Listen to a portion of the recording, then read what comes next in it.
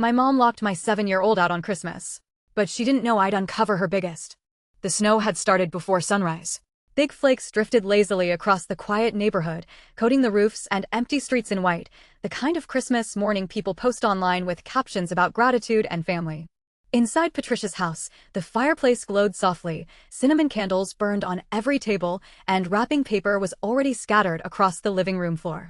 But outside, standing barefoot in thin pink pajamas on the frozen porch, 7-year-old Lily pressed her face against the glass and watched everyone else celebrate without her. Her breath fogged the window. Inside, her cousins laughed as they ripped open presents. Her grandmother smiled from the kitchen table, sipping coffee like nothing unusual was happening at all. And her mother, Maya, stood frozen halfway down the hallway, staring at the scene like her brain refused to process it. At first, she thought there had to be some explanation. Some misunderstanding. Maybe Patricia was about to open the door. Maybe someone had forgotten the lock. Maybe this was one horrible moment that would be fixed in the next 30 seconds. But the seconds stretched. Then minutes. And no one moved. Not Daniel. Not Claire. Not Patricia. Nobody even looked uncomfortable. That's when Maya realized something terrifying. This wasn't accidental. It was planned. 3 weeks earlier, Patricia had called out of nowhere. Her voice had sounded softer than usual. Older somehow. Regretful. She told Maya she missed her. Missed Lily. Said the divorce had created too much distance and that maybe Christmas could be a fresh start for everyone. Maya almost said no. Years of subtle favoritism had taught her better than to expect warmth from her mother. Patricia had always treated Daniel like the golden child while Maya existed somewhere just outside the center of the family picture. Still, people change, right? And Lily deserved grandparents. So Maya packed the car and drove 6 hours home for Christmas. By the time they arrived Christmas Eve afternoon, the house looked perfect enough to belong in a movie. Garland wrapped around the staircase. Music playing softly through hidden speakers. Fresh cookies cooling on the counter. For a few hours, Maya let herself believe maybe she'd been wrong all these years. Then she noticed the presents. 3 giant stacks under the tree for Daniel's kids. 1 tiny envelope-sized package shoved near the back with Lily's name written across it. Her stomach tightened immediately. But she ignored it. Because mothers become experts at swallowing discomfort when they don't want to ruin things for their children. Dinner didn't help. Every time Maya spoke, conversations seemed to drift away from her. Daniel barely made eye contact. Claire kept giving Patricia these strange little looks across the table, like they were both silently waiting for something. Only Lily seemed genuinely happy.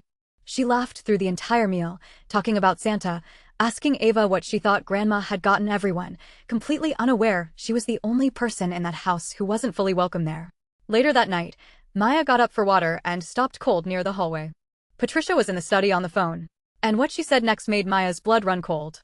She doesn't need to be part of it, Patricia whispered. It's a family moment. Maya stood motionless in the dark. She knew instantly Patricia wasn't talking about her. She meant Lily. For a second, Maya almost walked into the room. Almost demanded answers right there. But something deeper stopped her. Instinct. The kind that whispers when danger is finally revealing itself. So instead, she stayed quiet. And waited. At exactly 7:02 the next morning, she got her answer. Lily had raced downstairs before anyone else, excited beyond belief. But the front door was locked behind her before Maya even realized what was happening. Patricia sat calmly at the kitchen table holding her coffee mug with both hands. The family wanted a private moment first, she said casually. Maya blinked. What? Just for a little while, Patricia replied. The cousins are opening immediate family gifts. Immediate family. The words landed like a slap. Outside, Lily smiled uncertainly through the glass, trying to understand why nobody was letting her in. She hugged herself against the cold. Still smiling. Still trying to be good. That smile destroyed something inside Maya forever. She didn't scream. Didn't argue. Didn't give Patricia the satisfaction. She simply turned around and walked upstairs. Then she started packing. Every shirt. Every toy. Every gift she'd brought. Quietly. Methodically. Daniel followed her into the guest room 20 minutes later looking irritated more than concerned. You're overreacting, he muttered. Maya zipped his suitcase shut. She's 7. Daniel sighed.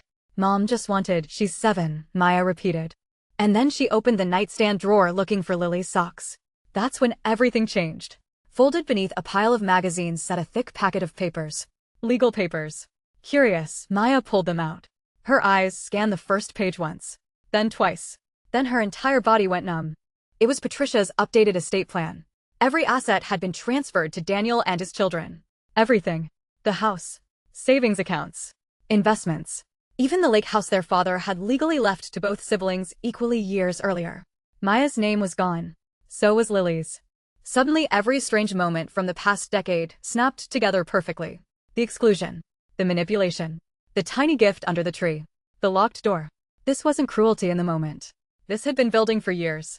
And Patricia believed she'd finally pushed Maya far enough out that she would simply disappear quietly. But Patricia had forgotten one important detail.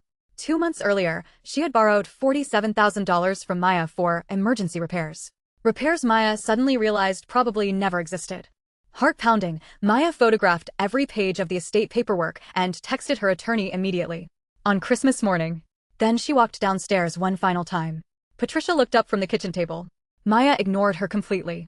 She unlocked the front door, wrapped Lily tightly in her coat, and walked her to the car without saying a single word. Halfway down the road, Maya's phone rang. It was her attorney. And the first sentence out of his mouth made her pull into a gas station parking lot immediately. Maya, he said carefully, you need to listen closely. The title search just came back. Her pulse spiked. Your mother used the lake house as collateral for a private loan. Maya froze. What? She signed against jointly inherited property without your authorization. This is serious fraud. Everything inside her went still. Years of emotional confusion suddenly transformed into clarity so sharp it almost hurt. This had never been about Christmas. It had never even been about family. It was about control. And Patricia thought humiliation would make Maya surrender. Instead, it woke her up. From the back seat, Lily leaned forward and gently touched her mother's shoulder. It's okay, Mama, she whispered. We can still have Christmas together. Maya nearly broke apart right there. But not from sadness. From certainty. By the next afternoon, legal filings had already begun. Patricia called repeatedly, suddenly desperate to talk things through. Maya let every call go to voicemail. Daniel tried next. This time his voice sounded panicked. He admitted Patricia had been trying for months to pressure Maya into signing away her half of the lake house. The estate changes, the emotional isolation, even Christmas morning itself had all been part of the pressure campaign. They wanted her to feel unwanted enough to give up. Instead, they handed her proof. For months later, Patricia settled.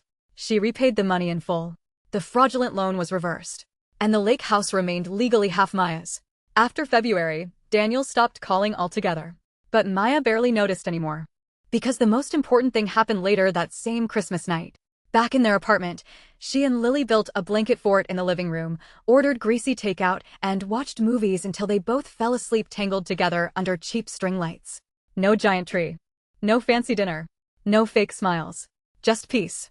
And sometime after midnight, while Lily slept against her shoulder, Maya made herself a promise. No more begging to belong somewhere that kept trying to lock them out. From now on, they would build their own traditions. Their own home. Their own definition of family. And for the first time in years, that actually felt like freedom. The following December, snow fell again.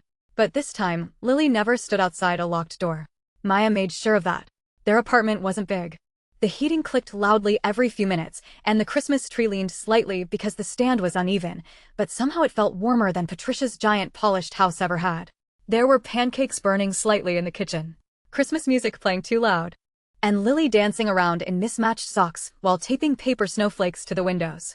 No tension. No walking on eggshells. No wondering whether they truly belonged there.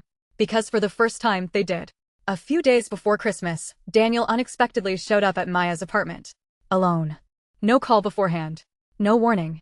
When Maya opened the door, he looked older somehow. Exhausted in a way that had nothing to do with sleep. For several seconds, neither of them spoke. Then Daniel glanced past her shoulder into the apartment where Lily's laughter echoed from the living room. She seems happy, he said quietly.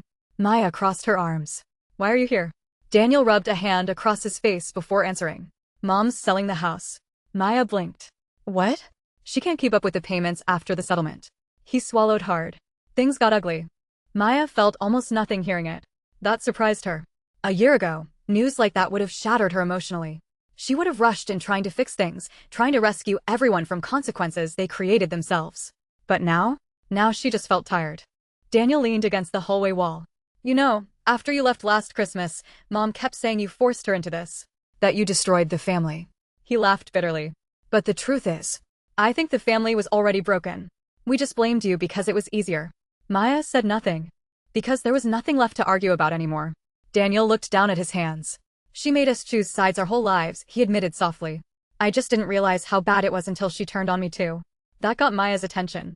Apparently, once the legal pressure began, Patricia's control started slipping. She became paranoid, angry, obsessive about money. Daniel discovered she'd secretly taken loans against other assets too. Claire nearly left after finding hidden credit card debt Patricia convinced Daniel to cover. The golden child treatment had an expiration date. Eventually, everyone becomes useful until they aren't. You know what the worst part is? Daniel asked quietly. Maya didn't answer. She genuinely believes she did nothing wrong. That part didn't surprise Maya at all. People like Patricia survive by rewriting reality faster than anyone can challenge it. In Patricia's version of events, she was the victim, the misunderstood mother, the woman abandoned by her ungrateful daughter. Never the person who locked a child outside on Christmas morning. Never the person who tried stealing an inheritance. Never the person who weaponized love until it became conditional. Daniel finally looked at her directly. I should have stopped it, he admitted.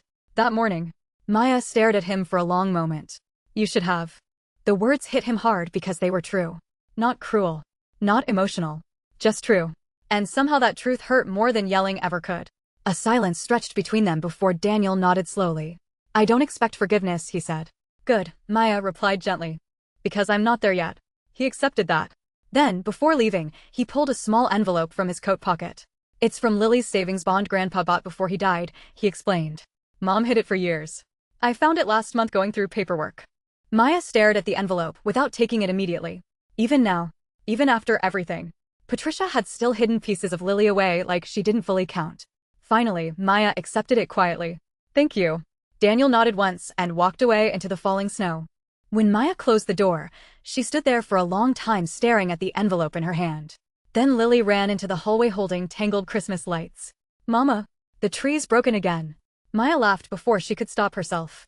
And suddenly, the heaviness lifted. Because this right here? This messy little apartment filled with crooked decorations and burnt pancakes and broken lights? This was real. Not performance. Not obligation. Real love doesn't lock doors. Real family doesn't make children earn warmth. That night, after Lily fell asleep beneath the tree, Maya finally opened the envelope. Inside was a handwritten note in her father's handwriting. If Lily ever reads this someday, I hope she knows family should feel safe. If it doesn't, build your own. Maya read the sentence 3 times before tears finally came. Not the sharp, painful tears she cried after the divorce. Not the humiliated tears from Christmas morning. These felt different.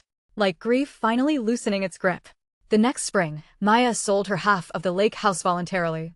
Not because Patricia won, but because she no longer wanted any piece of a place filled with poison memories. She used the money to buy a small townhouse 2 hours away. New city, new school district, new start. And slowly, life became lighter. Lily stopped asking why Grandma never called. Children adapt quicker than adults when love becomes consistent. Sometimes Maya still caught herself replaying that Christmas morning in her head though. The image never fully disappeared. Her little girl standing outside in the snow trying to smile through confusion. But over time, the memory changed shape. It stopped being the moment her family broke apart, and became the moment Maya finally saw the truth clearly enough to walk away. Years later, when Lily turned 16, she asked about Patricia only once. They were decorating cookies together when Lily suddenly said, "Do you think Grandma ever loved us?" The question hit hard, because Maya knew there was no simple answer. After a long pause, she finally said, "I think she loved people the only way she knew how. But sometimes the way people love can still hurt you." Lily considered that quietly. Then she nodded. "I don't miss her," she admitted. Maya looked at her daughter carefully. There was no bitterness in her voice. Just honesty. And maybe that was the greatest victory of all. The pain stopped with them. No manipulation passed down. No conditional affection. No child left outside wondering why they weren't enough. That cycle ended the moment Maya opened that front door and chose her daughter over the family that never truly chose either of them. And every Christmas after that became proof that she made the right decision.